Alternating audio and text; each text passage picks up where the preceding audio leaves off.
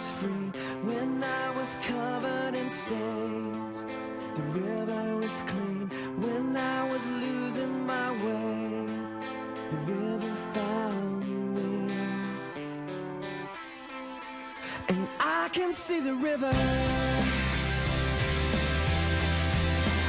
I can feel the river. I'm letting go of all I hold on to. Let it wash away.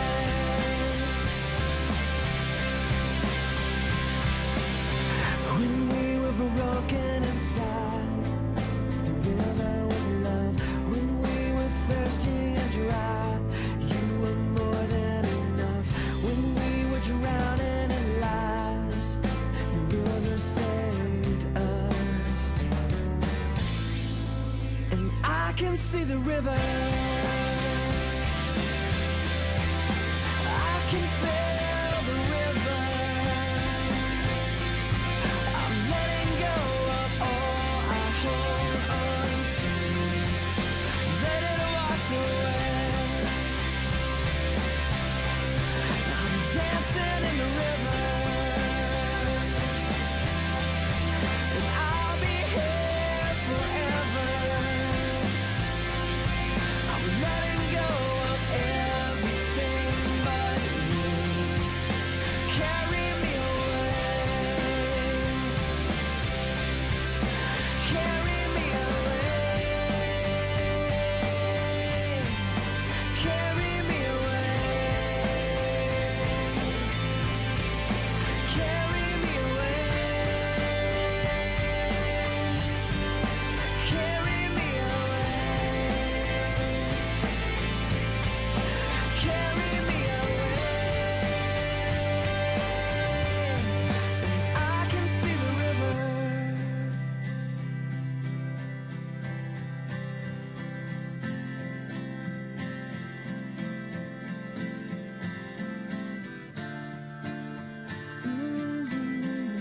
It's washing me away.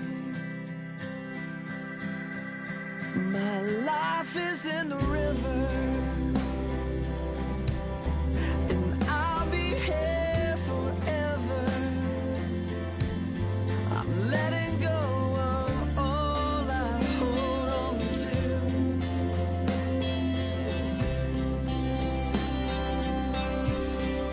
Can you see the river?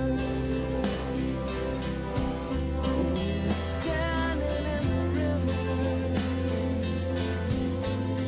letting go of everything, everything but you.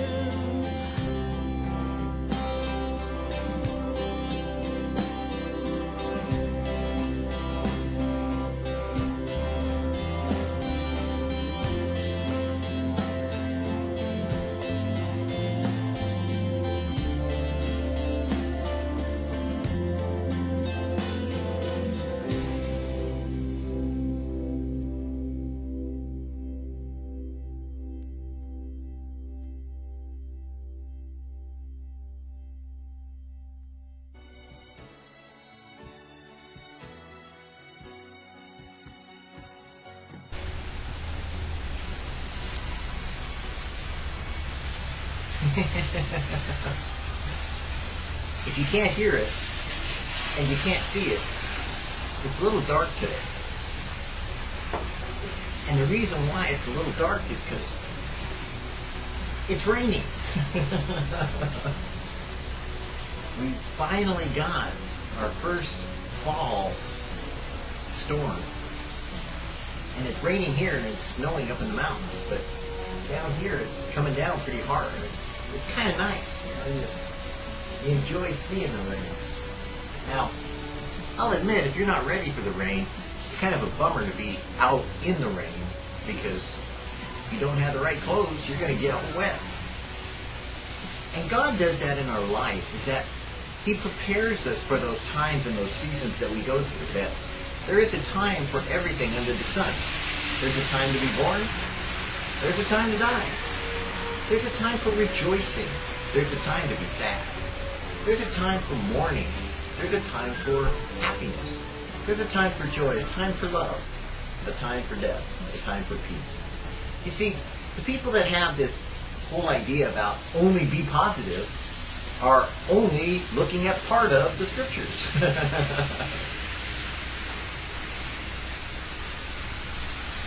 Because even as there's a time for everything under the sun and a purpose, there's a time for negative. Sometimes it's okay to be down. Sometimes it's okay to be wet. Sometimes it's okay to be dry. It's okay as long as God is in it. And that's the key issue to what all of our life is about. If God is in it, and God is with us, then we can go through it.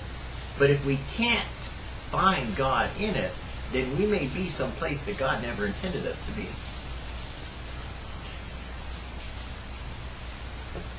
And so, it's important to recognize the seasons of our life. It's important to know our soul and to know the times that we go through certain things that God ordained for us to go through.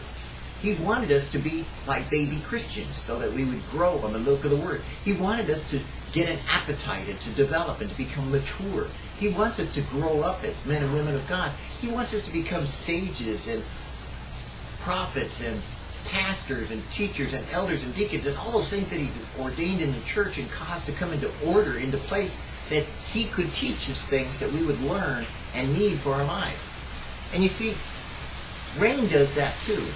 Rain teaches us that there's a certain amount of cleansing ability that the rain has that nothing else in the world really has.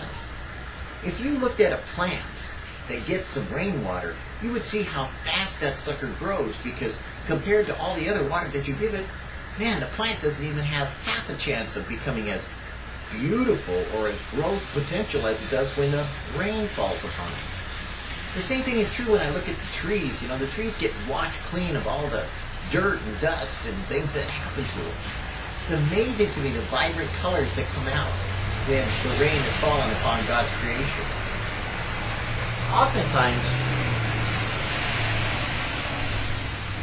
people can look at some of the things that God has ordained in their life and think of it as a hassle, as though the enemy were attacking them, as though it were some kind of contrary nature, rather than accept the fact that it may be God's will for your ordination in order to find His creation is set in order, in place in such a way that we adapt to it. It doesn't adapt to us. God causes the rain to fall and the sun to shine on the wicked and the good. So, when we look at things in our nation sometimes, we look at circumstances and we react all dramatically and get all so carried away, but maybe God ordained those things to happen so that we would rejoice and be glad in them. Because James tells us to count it all joy, brethren, when you fall into diverse trials and tribulations, knowing that the working of your faith produces patience.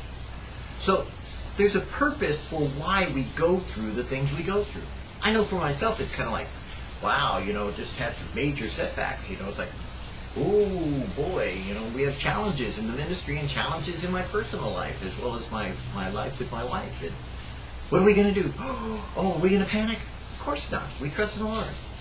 Is there challenges in the way of like, ooh, wow, okay. We look around and go, oh, how are you going to take care of this one, Lord? And that's the anxiety that some people feel, that they could become anxious. But God tells us to be anxious for nothing, but in everything give thanks and praise, for this is the will of God in Christ Jesus for you. And so we're rejoicing in what we're going through, because even as the seasons bring a time of refreshing, as the rains come, and we know that they cause the plants to grow, and they wash them clean, so too God in our life does the same thing. At the same seasons even. Lots of times God ordains for those things to happen in a person's life at the same time that He's doing them in creation. We can look at the times and the seasons and know what the reason is for why God is doing something in our life. The same thing was true when Jesus said about His return. He said, you know, you can look at the weather and you know it's going to rain.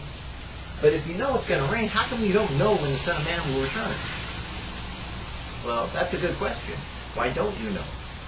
A lot of people today are living their life as though it were just dictated by their own timetable, that they can create or designate to God and tell Him when Jesus will return. Or they could come up with some partial prophecy and say, oh, well, we got to wait for this war to happen, or we got to wait for this to happen, or that to happen. And yet they could die tomorrow. They don't plan out their life according to God's timetable. They don't observe the times and the seasons that God has placed in every man's life. A time to be born and a time to die. A time for rain and a time for sunshine. But when you do plan it, then you take the time to, put on a few extra clothes, stay warm, cover up, make sure that you have planned out those things that are going to happen in your life as well as in the world. Because God knows when you were meant to go somewhere and to do something. You don't. So when we trust in Him to plan out our day, we choose to ask Him the way we should go. We choose to follow Him in His provision, because He provided for 3 million Jews out in the desert or more and caused them to be fed, to be watered, and even to eat meat. Now, they may have complained at times, but God took care of them every step of the way. And if God could so take care of them, and Jesus said that, hey, you see the sparrows in the air, you see the birds have their nests, you see all these things being taken care of, I think my Father in heaven knows what you need, and He'll take care of you too. And so, we should be less careful or mindful of worry or anxiety because of, the rain, or the season, or the nation, as we should be rejoicing in the provision that God has made for all these things. Because in every season, in every time, in every place that God has put us, He has chosen us for this time, to be born for such a time as this. He has selected us and equipped us. He has given us grace and mercy. He's even given us His Word that we could strengthen our faith, that we could walk in ways that are pleasing in His sight. We could know Him in a personal and intimate way. You see, God did all of this because He knows we really are like sheep that have gone astray, everyone to his own way. We tend to get a little shook up when we see things happening in the world, or we see things happening in the nation, or in our relationships, or in our life, or even in the weather. Some people are greatly affected by the weather, and for them, they don't like rain. Me? I kind of like it, I kind of enjoy a little good downpour, I like it in the summer sometimes, those summer rains, but I like the fall rains too, They're kind of cold, they're kind of crisp. And you know what I like to do? Call me a born-again Christian, or call me kind of a nut, but you know what? I like singing in the rain. Yeah, singing in the rain, giving thanks for the rain that God has brought, rejoicing and splashing and dashing and, crashing through the puddles, and watching it all splatter. I mean, I can't think of anything more hilarious than to watch cars go splashing here and splashing there. To see God everywhere. And that's the key issue to our lives, is that we need to see God everywhere. We need to see God in all things. In everything we're told to give thanks. And that's how we can. If you choose to see God in all you do, if you commit your way unto Him, God said He would be in everything we do and everything we see.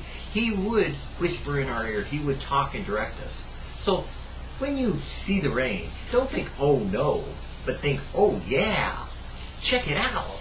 It's God bringing the rain.